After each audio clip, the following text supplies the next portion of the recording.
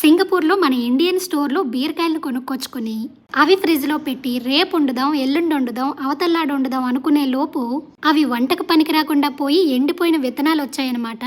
ఆకుకూరల హార్వెస్ట్ అయిపోయిన తర్వాత వెలితిగా కనిపిస్తున్న మన కూరగాయల బెడ్లో ఇంతవరకు ఎవరూ ట్రై చేయని బీరకాయ విత్తనాలు వేద్దామని డిసైడ్ అయ్యాను. అతి ఉత్సాహంతో ట్రే నిండుగా మట్టి నింపేశాను. కానీ విత్తనం నాటిన తరువాత ఇంకొక లేయర్ మట్టిని వెయ్యాలని అప్పుడు గుర్తొచ్చింది. మన దగ్గర ఉన్న బీర విత్తనాలు ఈ ట్రేలో 3 వరుసలకు సరిపోయాయి. మిగిలిన లైన్లన్నీ ఖాళీగా ఉన్నాయి కాబట్టి చైనీస్ ఆకుకూర కైలాన్ విత్తనాలను కూడా తీసుకొచ్చాను. ఈ చైనీస్ ఆకుకూర విత్తనాలు అయితే అచ్చం మన పోపులకి తాలింపులకి వాడుకునే ఆవ గింజల్లా ఉన్నాయి. చిన్న సైజులో ఉండడం వల్ల వేళ్లకు వచ్చినన్ని విత్తనాలు తీసుకొని ఒక్కొక్క బ్లాక్లో వేసేసాను. ఇవి పెరిగినాక సెపరేట్ చేసి మొలకలను విడిగా నాటుకోవాలి.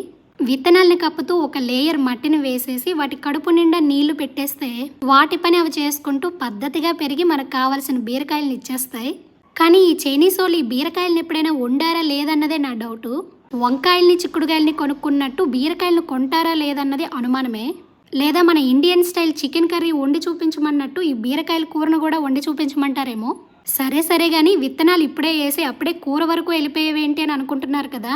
దీన్నే మేనిఫెస్టేషన్ అంటారు. ఇప్పుడు మనం అనుకుంటేనే అప్పుడు మనం అనుకున్నట్టు వస్తాయి. మరి వస్తాయో రావో కింద కామెంట్ చేసి చెప్పడం మాత్రం మర్చిపోకండి. అలాగే వీడియో నచ్చితే లైక్ చేసి ఛానల్ని సబ్స్క్రైబ్ చేసుకోవడం కూడా మర్చిపోకండి.